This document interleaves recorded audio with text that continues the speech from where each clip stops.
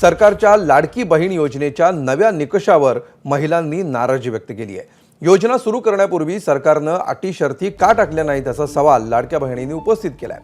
योजनेचा लाभ मिळणार म्हणून महायुती सरकारला मत दिल्याचंही या लाडक्या बहिणींनी म्हटलंय। संतापलेल्या या लाभार्थी महिलांसोबत बातचीत केली आमच्या प्रतिनिधींनी।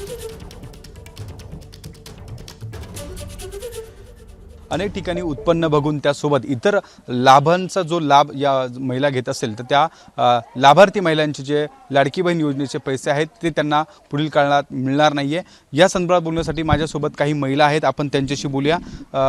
काय सांगाल, लाडकी बहीण योजनेच्या ज्या आता ही योजना आहेत त्यात काही निकष सरकार टाकतंय, कसं बघताय याकडे, तुम्हाला काय वाटतं ही योजना चालू आहे, काय सांगाल? सरांनी तर ही योजना बंद नाही केली पाहिजे, कारण आम्ही महिलांनी जे मतदान केलेले ते योजनेकडे पाहूनच केलेले आहे। 2.5 लाखाचं उत्पन्न असलं तरच तुम्हाला या योजनेचा लाभ भेटेल का नाही भेटणार आहे। पण आम्ही गोरगरीब असल्यामुळे ना आम्हाला ही योजनेचा फायदा आम्हाला घ्यायलाच पाहिजे होता। आम्ही हातावरचे पण आहे ना, आमचे मिस्टर रिक्षा चालवते, आम्ही लोकांची कामं करतो।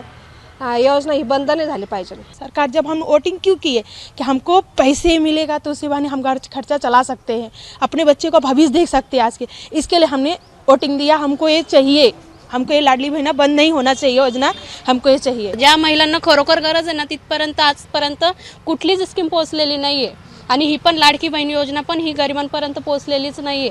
जे सगळे श्रीमंत आहे त्यांच्या घरात सगळ्या गोष्टी आहे, ज्या हातपाय मारू शकता त्या महिलांना या योजनेचा लाभ पूर्णपणे झालेला आहे। पण ज्या अति गरीब ज्या घराच्या बाहेरच निघू शकत नाही त्यांना आजपर्यंत कोणत्याच गोष्टीचा लाभ झालेला नाहीये। ही योजना चालू ठेवली पाहिजे सरकारने आणि येणाऱ्या काळामध्ये ज्यांना या योजने इतर योजनांचा लाभ मिळतोय त्यासोबत या योजनेचा देखील लाभ मिळावा अशी मागणी आता या लाभार्थी महिलांकडून करताना आपल्याला पाहायला मिळत आहे। कॅमेरामॅन किरण कटरेसह शुभम बोडके, एबीपी माझा, नाशिक। एबीपी माझा, उघडा डोळे बघा नीट।